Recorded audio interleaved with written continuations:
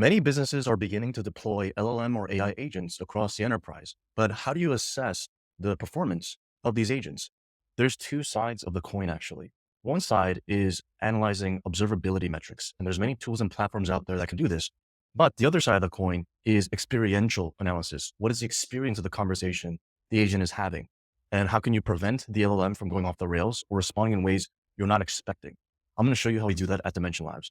So on my screen here, I have a dashboard of a data set related to an AI agent deployed in a large telco provider. So at the top here, you can see we are pulling in these observability metrics you might expect or already have today that you're analyzing. So we're pulling in things like the total conversations the agent is having, the engaged sessions, average session time, a trend of the conversations the agent is having. You can also see here, we have an LLM model breakdown. If you're orchestrating different models, the token usage and token usage by the model here. So these are things you probably already are analyzing today. We're also pulling out top escalation drivers, top resolution drivers. So again, all metrics you might actually be quantifying today. But let's talk about the other side of the coin I mentioned. So when we look at the experience the agent is having with customers, this is where typically tools or platforms lack the insights you need to really understand how to improve your LLM or AI agent. So here we're automatically categorizing all the main topics or issues the agent is handling. We're breaking down the topics by the specific reasons within each. And as I go down, we're also here quantifying this AI health score. So determining a score that is an aggregate of the below metrics. I'll show you below. So the health score is a composite of these four dimensions we've created. So a completion score, which is how well was the agent able to resolve these conversations? A sentiment score, which is the emotions or sentiment evoked in the conversation. The helpfulness score, which is how helpful was the agent. And the effort score, which is how much effort did the customer give into the conversation. You can actually create whatever composite you want with whatever factors to create this AI score. You don't even have to use these, but here we're seeing it's a 40.4% out of 100, which is quite low. So I can quickly see here the top satisfaction drivers and the top dissatisfaction drivers. You can click into any piece of this dashboard to see the associated transcripts related to what the agent is talking about with this billing issue. I can also quickly drill down into any piece of this dashboard. So when I see billing issues, I can quickly see a trend over time. And as I scroll down here, now we're going to get into insights and actually how to improve the LLM agent.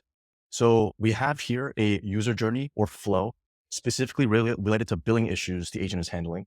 I can quickly identify drop-offs, when and why they're happening. There's an AI card to the right of this to quickly give me top-level insights and action I need to take.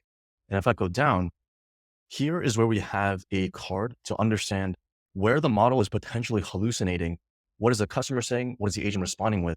And again, on the right is a very quick high-level summary using AI to pull out the top-level insights and recommended action plans. So if I look here, we see here there's a hallucination fix to provide more troubleshooting options for this telco LM customer support agent. So I can see here, there's times when the agent is saying, sorry for the inconvenience, but that's just the way it is. That is actually not an acceptable answer. If I scroll down here, let's see another option. So right here, the agent is actually saying, if you're not satisfied with the call stability, maybe you should just switch to a different provider. That is totally not an acceptable answer. On the right, we actually are pulling the temperature setting from the model. And so typically this is on a scale from 0.0 to 1.0. The temperature setting is quite high, high meaning there's high variability or creativity in the LM responses. So this actually looks fine if I scan these responses. So what I'm deducing here is there's two issues. One is the agent needs more information to better troubleshoot these different options customers are actually calling in or contacting support about. The second is we do need to put in guardrails to prevent the agent from saying things like, hey, maybe you should switch to one of our competitors. This is never an acceptable answer. So you can see here, these are ways we can actually marry your observability metrics you're analyzing today with experiential analysis to quickly identify areas in which you need to figure out how to improve your LM agent. Another quick aspect I'll show is in our mapping UI here, we can actually quickly semantically map all of the responses your agent is giving to understand at a high level, okay, what are the different issues my agent is handling? So if I zoom into the map, the agent is providing some good responses here, right? It's responding in ways that are appropriate, right? So it is escalating the conversation when appropriate. But again, here, if I look at this cluster, the bot is saying things like, at this point, there's nothing more I can do to assist you.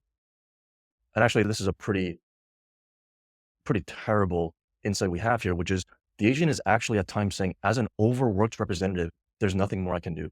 So two things here is you never want your agent to actually say things like, there's nothing more I can do to assist you.